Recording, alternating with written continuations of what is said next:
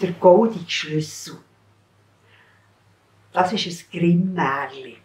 Da ist einmal ein Bub im Winter, wo es kalt war und die Luft hat geblasen und es hat runtergehützt im Wald und er sollte Holz reichen mit einem Schlitten.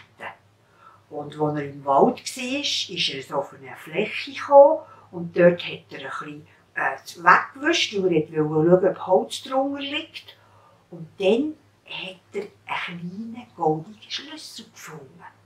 Und hat er gedacht, wo passt der rein? Das ist sicher eine Wundertruhe oder eine Wunderschachtel.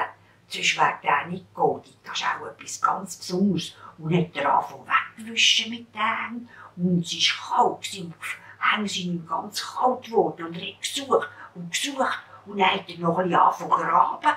Und plötzlich hat es so komisch angefangen zu klöpferlen. Und es hat so metallig getönt. Und als er weitergegraben hat, hat er eine kleine Schatztruhe gefunden.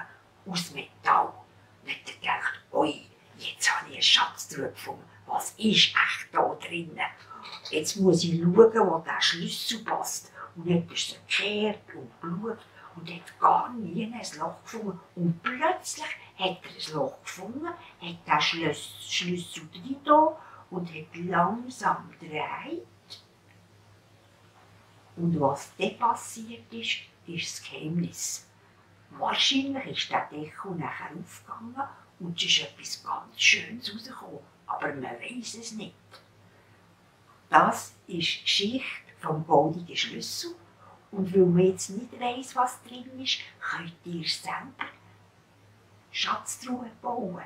Dann die Schachtel, die schön verzieren und dann kann man reinlegen, was ihm ganz wichtig ist. Schneckenhäuschen oder einen schönen Kristall oder sonst etwas Schönes. Und einen goldenen Schlüssel basteln und das tut man einfach so zum gleichen drehen. Das ist die Geschichte vom goldenen Schlüssel.